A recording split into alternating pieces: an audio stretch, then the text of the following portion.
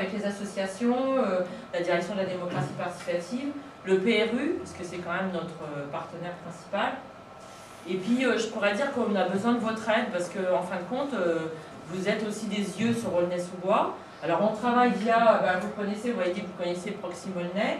On a édité des petites cartes pour pouvoir les distribuer aux gens. C'est un numéro vert, je vous expliquais tout à l'heure, qui est sous ma direction et pour lequel, moi, on peut vraiment intervenir. On a fait une campagne publicitaire qui a bien fonctionné. On a, depuis le début de l'année, doublé les chiffres d'appels. On tourne autour de 200-250 appels par mois. Donc c'est déjà pas mal, mais on compte vraiment évoluer. Il faut vraiment qu'on soit connu. Voilà. Alors bien sûr, on contraille sur les gens pour un comportement citoyen, pour un respect des uns vis-à-vis des autres, un sens civique. C'est ce qui manque beaucoup, c'est ce qu'on retrouve partout. Les gens jettent des papiers, font des dépôts sauvages n'importe où, laissent leur voiture. Voilà. Je pense qu'il y a un manque de sens citoyen. Alors je vais vous présenter donc cette GUP. Alors ça, en fin de compte, la GUP, elle complète les activités régulières du service. C'est un service qui a vocation de complément par rapport au service qu'il y a au centre technique municipal. Alors ça complète, par exemple, le service de l'éclairage, entretient régulièrement tous ces candélabres, toutes ces boîtes EDF et tout, avec l'intermédiaire de Bantin, qui est un prestataire. Mais c'est vrai qu'il n'est pas partout, il n'a pas les yeux sur tous les candélabres. Et c'est les signalements qu'on nous fait qui fait que nous, on rajoute des missions à ce service-là. Pareil pour l'espace voirie, circulation, etc. Alors voilà, on travaille en amont avec les bailleurs, syndics de copropriété, amicales locataires, associations, les conseils de quartier. Et donc on mobilise les services techniques pour intervenir dans les meilleurs délais. Alors en sachant que eux, quand on leur donne une intervention, c'est en plus du travail de la semaine des ouvriers. Donc ça veut dire que si c'est urgent, il va falloir le caler en intermédiaire sur une journée ou deux. Voilà, alors on centralise donc les demandes individuelles des Aulnaysiens via le numéro de Proximolnay. Vous avez vu, il y a eu des campagnes d'affichage. Il va y en avoir d'autres d'ailleurs. Voilà. Alors en 2010, on avait traité 795 demandes sur l'espace public, qui était déjà pas mal. Et en 2011, on est passé à 1535 interventions, c'est-à-dire 93% de plus par rapport à 2010. Alors vous allez me dire, qu'est-ce qui a généré ce pourcentage aussi élevé? C'est tout simplement parce que la GUP n'était pas très connue. Et quand je suis arrivée, j'ai fait un gros travail d'abord de communication avec les bailleurs, les habitants, en descendant sur le terrain. Donc quand je suis arrivée en janvier 2011, j'ai dû faire à peu près 6 mois de terrain uniquement. C'est-à-dire que je ne me suis pas du tout occupée de la rédaction de la convention, ni de choses comme ça. Mais j'ai fait énormément de terrain avec ma collègue, on a organisé des diagnostics en marchant, on est allé à la rencontre des gens, on a travaillé sur les conseils de quartier. Et puis on a réorganisé le service, le système référent ville et référent bailleur. On s'est donc calqué sur le découpage de la démocratie participative, les 5 territoires et 12 quartiers, en déléguant sur ces 5 territoires un chef d'équipe et sur ces 12 quartiers des référents qui nous remontent les informations. Ce qui fait que comme c'était mieux organisé et que l'information ne nous arrivait pas comme ça un peu en vrac, elle nous arrivait vraiment par territoire et par quartier, ça a été beaucoup plus vite pour la traiter. Et puis le fait de réorganiser aussi Proximolnay différemment au niveau du service technique, ça a permis aussi d'évoluer. Donc au 31 décembre, on avait donc 98% des problèmes résolus et 35 interventions qui ont été basculées sur janvier 2012, ce qui est très très peu, parce que sur les 1535, ça veut dire qu'on en avait traité en gros 1500. Voilà.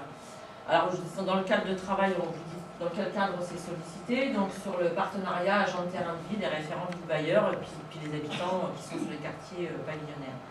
Pour ce qui est de Proximolnay, on a réalisé 1068 interventions en réponse aux sollicitations uniquement des habitants. C'est-à-dire qu'on a eu 1068 personnes qui ont appelé. Et qui étaient uniquement des problèmes de gestion urbaine ville.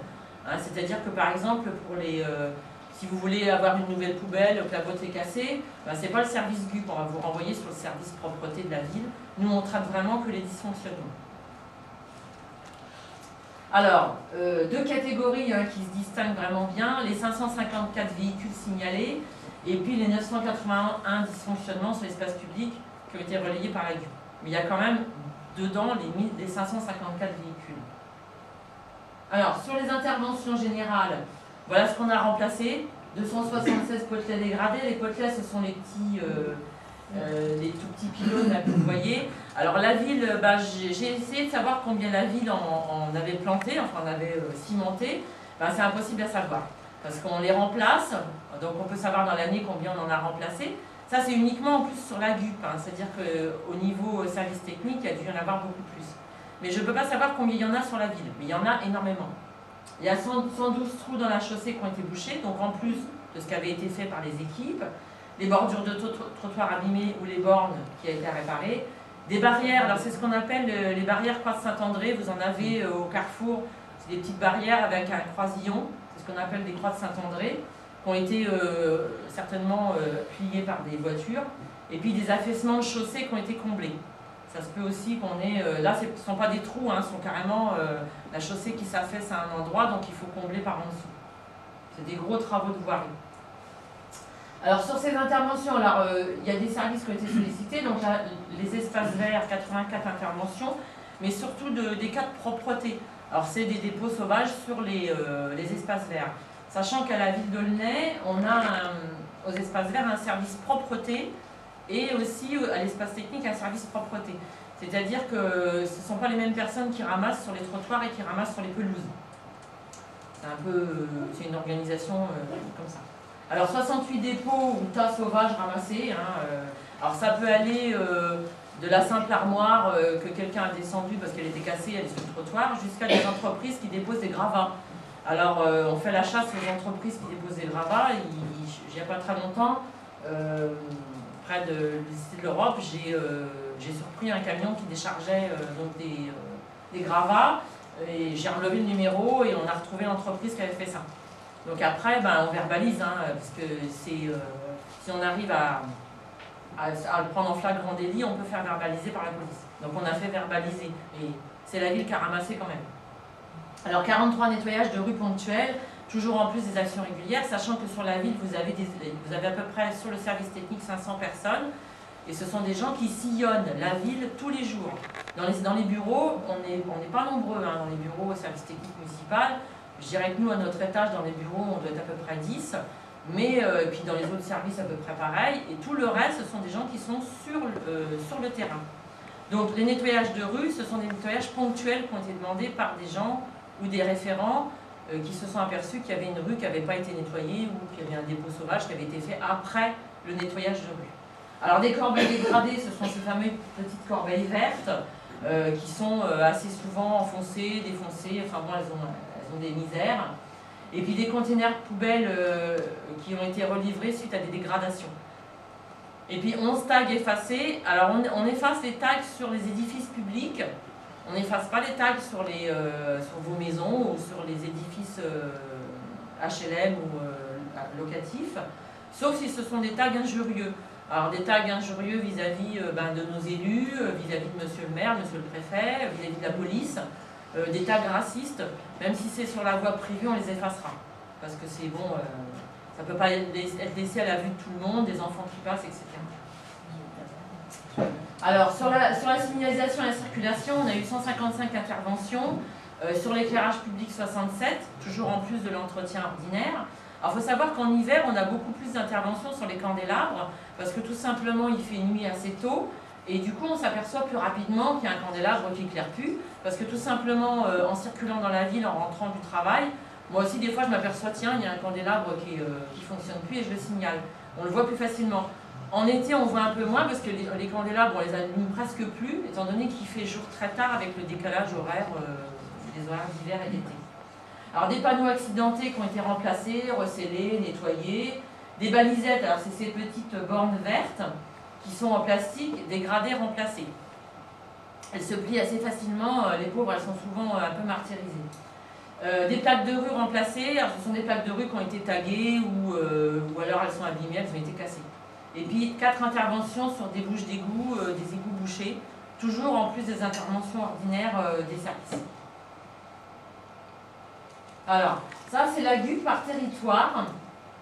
Donc vous allez voir que Sur ce qu'on a, le premier c'est Merisier-Étang, on a Est-Edgar-Degas, Ouest-Edgar-Degas, c'est le quartier du Pérou, donc vous imaginez bien que là-haut il y a beaucoup plus d'interventions. Donc on a eu 252 véhicules, ils ont quand même toujours la palme en ce qui concerne le nombre de véhicules enlevés, et 271 interventions sur l'espace public, toujours bien sûr en plus des interventions ordinaires. Alors vous êtes un petit peu plus bas, Vieux-Pays, Rozeray-Bourg. On voit qu'il y a eu 8 véhicules qui ont été enlevés, 83 dysfonctionnements, et donc on est à 91. Donc vous êtes dans une fourchette à peu près moyenne d'intervention. Alors il faut savoir que plus un quartier est peuplé, et plus effectivement on a d'intervention, ce qui est un petit peu logique. Voilà, pour ce qui est de nos interventions. Donc là on le voit par quartier, donc on voit nettement que c'est le Q1 qui remporte un peu la palme. Les interventions par service, donc la police reste toujours celui qui est le plus important, et l'entretien de la voirie. Ce sont nos deux services qui sont le plus sollicités. L'assainissement très peu, éclairage on a vu. Alors ce qu'on appelle moyen opérationnel, c'est un service qui est au sein du centre technique municipal. Il intervient extrêmement rapidement sur tout ce qui est encombrant à enlever de la rue. Voilà. Alors bon, je répète aussi, alors si on a un dépôt sauvage de gravats, on n'a pas besoin d'attendre le lendemain pour faire passer un camion ou quelque chose. Ce sont des petites voiturettes et elles passent et elles y vont immédiatement. Donc nous on a tout intérêt quand on a ce genre d'information à 10 h du matin, on transmet immédiatement l'information, à 10 h 15 l'équipe est partie, elle va enlever. Et ça évite, alors on enlève des dépôts sauvages très rapidement parce que ça évite qu'il y en ait de plus en plus. C'est-à-dire qu'au début, vous avez un petit tas qui fait 1 mètre cube, et puis si vous le laissez, 2 jours après, vous avez 20 mètres cubes. Donc il y a tout intérêt. Il y a tout intérêt à enlever rapidement un dépôt sauvage pour éviter qu'il y ait un truc énorme. Et si on ne l'enlève pas aussi tout de suite, il se peut très bien qu'on l'enlève au bout de 3-4 jours, ce qui est très rare. Et d'un seul coup, après les gens ils prennent l'habitude de déposer à cet endroit-là. Donc du coup, on se retrouve avec un dépôt sauvage récurrent. Et on n'a pas de solution que de réenlever à chaque fois. Alors on va mettre un panneau, interdiction de déposer des ordures, ça n'empêche que les gens le font quand même. Et on a des coins comme ça, c'est devenu récurrent, on en a un au Gros Saule où il y avait dans le temps une gloriette, c'est une petite maisonnette en bois dans laquelle les gens pouvaient déposer leurs encombrants. Et au Gros Saule on a enlevé cette gloriette, parce qu'elles étaient amenées à disparaître. Et du coup on se retrouve maintenant à cet endroit-là où il y avait la gloriette, les gens déposent toujours leurs encombrants à cet endroit-là. Donc ça, c'est aussi des solutions qu'il faudrait trouver autres que de tout le temps débarrasser. Alors la propreté, les espaces verts et puis la signalisation et circulation en dernier. Voilà. Alors le numéro vert, je vous ai dit, il ne faut pas hésiter.